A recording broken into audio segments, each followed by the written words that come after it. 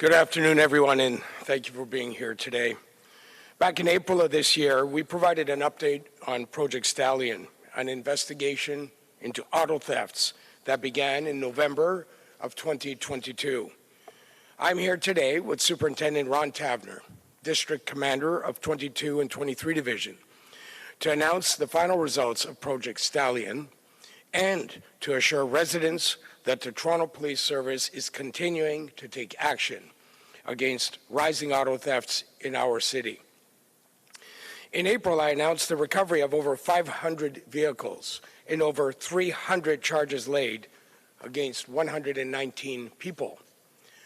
Project Stallion continued until the end of September, and behind me today are 5 of more than 1,000 total vehicles recovered by 22 and 23 divisions since the project began. Toronto Police has also laid more than 550 charges against almost 230 people. The Criminal Intelligence Service Ontario, through funding provided by the Government of Ontario, supported Toronto Police Services' joint investigations. Superintendent Taverner will provide more details about the results of Project Stallion. But I want to note that this project represents only one of the strategic and intelligence-led initiatives the service has undertaken to tackle the ongoing problem of auto thefts in our city and across the Greater Toronto Area. We are not only taking action to recover stolen vehicles, but are working collaboratively with our partners to disrupt the networks responsible for auto thefts, which are becoming increasingly violent and high risk.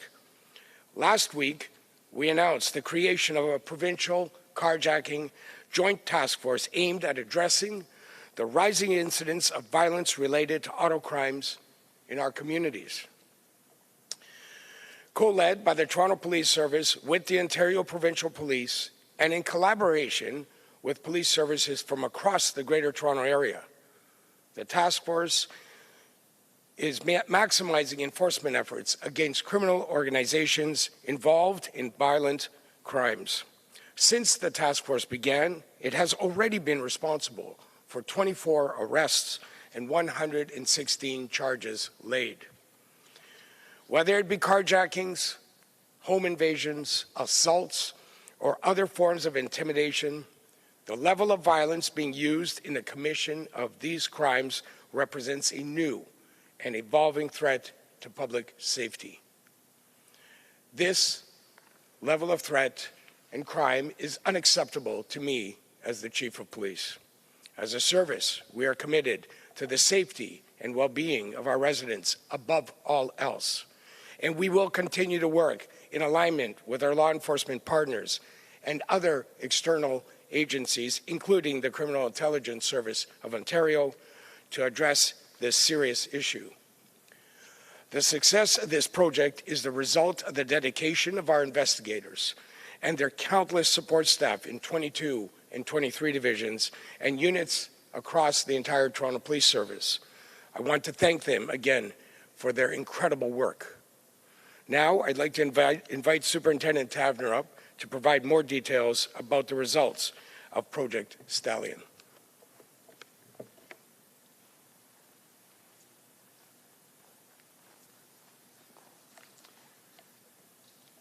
Thank you, Chief, and thank you everyone for coming today. As the Chief has said, Project Stallion ran from November 2022 until the end of September of this year in 22 and 23 divisions to address the spike in auto thefts and catalytic converters in Toronto's West End. As we all know, the number of auto thefts taking place across the city has increased dramatically over the past several years. They have more than doubled since 2019, making vehicle thefts a significant issue in Toronto's GTA. Thanks to the dedication of the officers from 22 and 23 Division from across the Toronto Police Service, Project Stallion has resulted in a total of 553 charges laid against 228 people. We've also recovered a total of 1,080 vehicles during this time, with a combined value of approximately $60 million.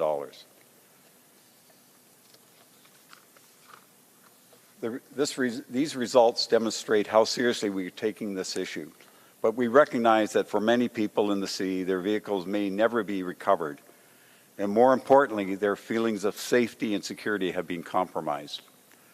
This can happen as a result of having your car stolen out of your driveway, but even more so if you've been a victim of carjacking or other violence, which can be incredibly traumatic to victims and their loved ones. The conclusion of Project Stallion does not mark the end of our commitment to addressing the serious issue of auto theft. We want the public to know that tackling auto theft remains a top priority for the Toronto Police Service and our partner policing agencies. For the residents in 22 and 23 divisions, I want to assure you that this issue will continue to be top of mind for our officers in our community. Thank you, and we'll now take questions. Do you guys mind using the mic? I've got a question. Hi, Dale Manuktuk, CBC Toronto. What are the other strategic methods that Toronto Police is doing to recover or investigate stolen vehicles? Well, there's numerous initiatives taking place across the city. We're not going to talk about getting into specifics of what they are right now, but they are right across the city. We're just highlighting what's happened in 22 and 23 division and the recovery of the over 1,000 vehicles and the arrest of the people that we've indicated. Where are the most vulnerable places vehicles are being stolen from? Is it residential? Is it the airport? Is it TTC parking lots? All of the above. They're all very, very vulnerable. We have nighttime driveway thefts. We have hotel thefts where people leave their vehicles for extended periods of time. Things like Woodbine Casino area, there's a large number of vehicles are stolen from there. So everything is a target of high-end vehicles mainly. And you mentioned that we've seen an almost double in incidents since 2019. This year, year to date, it's again on the rise. There's over 2,000 incidents year to date compared to last year. So how can residents feel assured that Toronto Police is doing the best they can to protect them from auto thefts? Well, there's a number of things that we're doing. We have crime prevention tips that we put out for people to try and look at ways that they can make their vehicles less vulnerable to being stolen. There's initiatives going on right across the city where we have crime prevention officers in every division that we ask people to reach out to those officers. They can talk to them individually or collectively in community meetings. So there are a number of initiatives that are taking place. Hello, Superintendent. Jason Miller, Toronto Star. So I've been covering this issue for the last several months, covering various stories around this, including carjackings and food delivery and transportation workers and so forth. We've seen some themes evolving around young people. You've seen more and more mention of people under the age of 18 being charged with this. Did you see any of those themes playing up in this 200 plus folks that have been charged in terms of our younger members of our community getting involved, and can you speak to that? Yeah, unfortunately, that's very true. It seems there are younger and younger people, young offenders that are being involved in these thefts. And being perfectly honest, this all revolves around money. And it's a lucrative business for people. They're being resold, they're being shipped overseas, they're being revinned. There's all kinds of things that are taking place. So it's very lucrative. And, our initiatives are to target the groups that are actually involved in these schemes. So from the work that I've been doing over the last several weeks, it seems as if there's a mixture of themes playing out here when it pertains to young folks. And I come back to that theme. I know it might not be a key part of what you're discussing today, but when you talk about kind of crimes of opportunity, as well as some of the social structures that exist for young people, but some folks are saying many of the young people who are participating aren't as organized as we might tend to believe. What are you seeing around that? Are they a part of these organized groups based on what you've seen with Project Stallion, or are they kind of just loosely participating in auto thefts as opportunities when they do see them? So it's really it's a two-part answer, because some are just individual thefts, we'll call them. Others are more organized. So So both of those things are true. But young people are definitely involved in these things. Okay. Can you just reiterate how big the problem this is? And you kind of touched upon it there. More of a bigger problem. This is not just, auto thefts, but more of an organized, whether it be crime or other links to having your vehicle, high-end vehicle stolen and put out there. Yes, and because these are organized groups that are out doing these types of crimes, there's numbers of people that go out and each night steal vehicles in groups. So it is organized. It organized crime in many cases. The vehicles are being shipped overseas for very lucrative money for people. Can you elaborate on that a little bit more? Where are the vehicles being recovered? Are they domestically or internationally, as you just mentioned? I would say that of the 1,080, probably 95% are located here. Can I just, I would appreciate an opportunity just to elaborate on the complexity of the issue. There, of course, is the local impact we're feeling with criminality, where people are increasingly experiencing violence when these vehicles are being taken. But, we have an international market and we have a domestic market that has a number of complexities in it.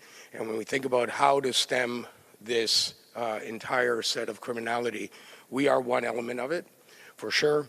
There's preventative elements to consider, but there's also other sectors that need to step up and get in the game. And that's really around manufacturers and around the entire shipping industry and how that is all administered. There are a number of players who have a role to play in stopping the flow of stolen goods from our country abroad. And the complexity of unpacking that and dealing with that from an enforcement perspective takes all hands on deck, takes a whole system approach. And that's, when you talk about organized criminality and its impact and how do we deal with it and the complexities, I just want to highlight there's other players in this set of circumstances that have a role to play.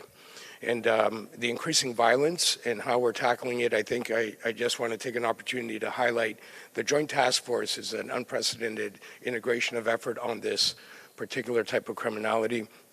I will tell you, I've personally spoken to the commissioner of the OPP and all the GTA chiefs. This is top of mind for police executives across the GTA and indeed across the province.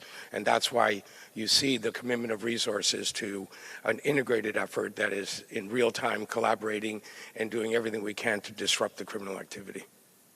Chief, while we have you, on a separate issue, last week you said that hate crimes since October 7th, the Hamas attack, that hate crimes were up 132%. What are the latest figures? What is Toronto Police doing about that? Well, that's, again, another very significant public safety concern for the Toronto Police. And we are certainly very conscious and aware of the growing concern in our communities around hate. I will tell you that I'm committing to reporting monthly at the Police Service Board meetings now for the foreseeable future on the impact the increased rise of hate crimes is having and the statistical reporting. But I will tell you, I do have some numbers that are current as of yesterday. And I will tell you that between October 7th and the 25th, anti-Semitic occurrences during that period for 2023 are up to 15 reported. That's current as of yesterday. At the same time in 2022, there were 7, and in 2021, there were 3.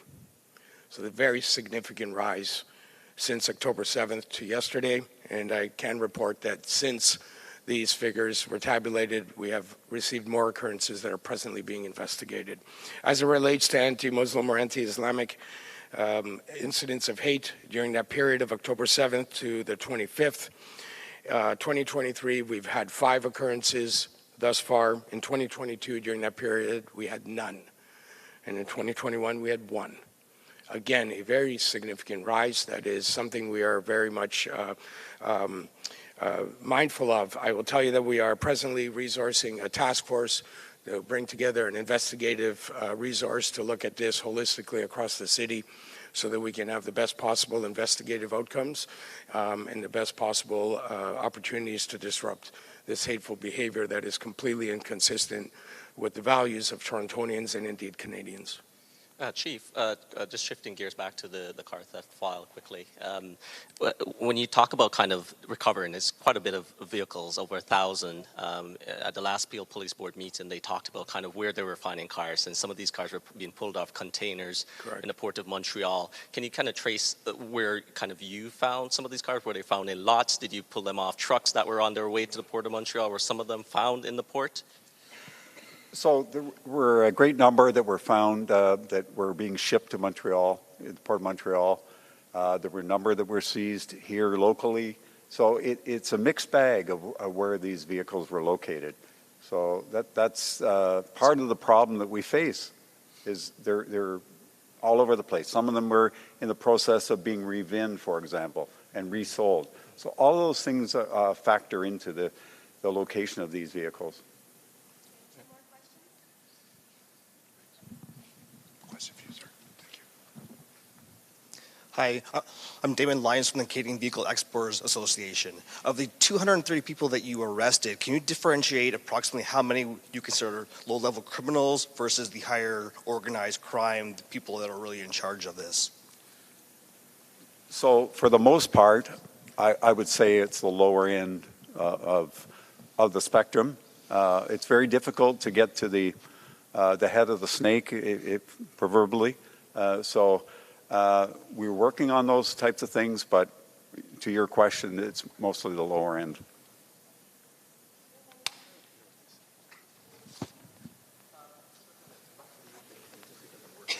That's fine. You could probably tell. As the degree of violence that the youth are getting involved in, you feel it's increasing, or is it kind of hard to tell at this point? Because it's such an active file that you're getting a flood of charges and offenses coming in, and you're seeing these more and more of these young folks. It seems as if even in Peel, you saw and I keep going back there because I covered that region a lot, where they're using weapons to carjack, or in Durham region in Whitby, where they pistol whipped a Uber driver, made off with the car flipped, and then there was a chase and they were charged. Are you seeing that in Toronto, those themes playing up in terms of youth increasing violence, in terms of their move to take the vehicles? Yes, and I think the chief has addressed the issue of the violence, and maybe, Chief, you want to answer that? In terms of the Thank you young so much. people element. Listen, the entire point of the carjacking task force is just that, to address the increase of violence and carjackings, which are very much a concern for us, and the increasing violence that people are experiencing in the ensuing trauma that frankly impacts people often for the rest of their lives. And that is something that is not only of concern because it's happening in our city, but it's happening at a rate that is completely unacceptable. And in terms of the youth population, that's also playing up in that Correct. part of the population. Correct. Thank you, everyone.